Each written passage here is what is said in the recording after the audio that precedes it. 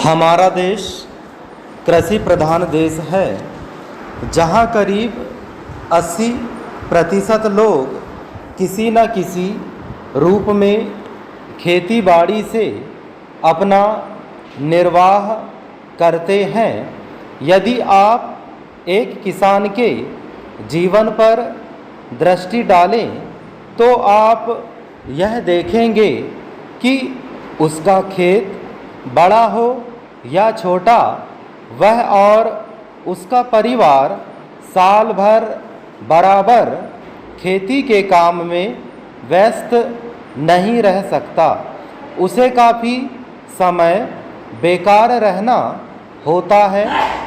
दूसरे रोजगार की खोज में वह अपना घर छोड़कर नहीं जा सकता, क्योंकि खेती के काम में कभी कभी निरीक्षण की आवश्यकता होती है।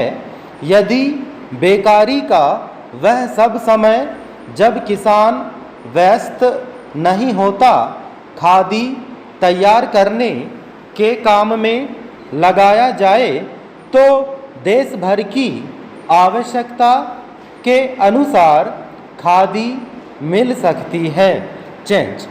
ऐसी अवस्था में कोई भी कम मजदूरी का प्रश्न नहीं उठाएगा, क्योंकि यह काम तो ऐसे समय में किया जाएगा जो बिल्कुल खाली होगा।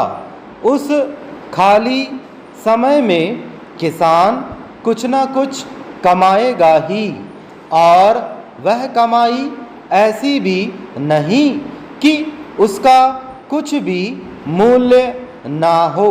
कम से कम वह अपने लिए तो इतना कपड़ा तैयार कर ही सकेगा जिससे उसको बाजार से ना खरीदना पड़े।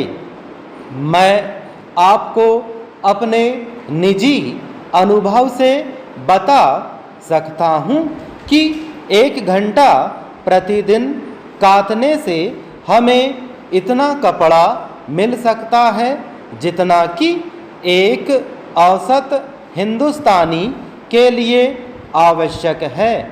इस दृष्टिकोण से देखा जाए तो सस्ते महंगे कपड़े का प्रश्न ही नहीं उठता, क्योंकि खादी खाली समय में किए गए श्रम से प्राप्त हो जाएगी। खादी के संबंध में यह एक तथ्य है। हम जानते हैं आदमी सदा काम नहीं करना चाहता, कभी कभी उसे खाली बैठे रहना ही अच्छा लगता है। परंतु इन सब कठिनाइयों के होते हुए भी मैं सोचता हूँ कि खादी का प्रचार और विस्तार असंभव नहीं है। अतीत में जब गांधी जी ने खादी आंदोलन आरंभ किया, उस समय हमारे देश के प्रशासन से कोई संबंध नहीं था और ना ही हम सरकार से सहायता की अपेक्षा करते थे।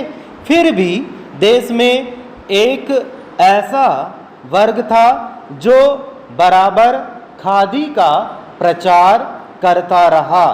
वह वर्ग आजकल भी विद्यमान है। हम चाहते हैं कि जनता के अन्य वर्ग भी खादी अपनाएं और हमें प्रोत्साहन दें। मुझे प्रसन्नता है कि वित्त मंत्री महोदय ने हमें सरकारी सहायता देना स्वीकार कर लिया है। एक प्रश्न यह उठाया गया है कि महिलाओं की साड़ियाँ बहुत महंगी पड़ती हैं।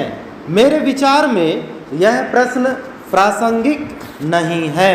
मैं नहीं सोचता कि महिलाओं को दिन भर में इतना अधिक काम रहता है कि वे 1 घंटा काटने के लिए नहीं दे सकती।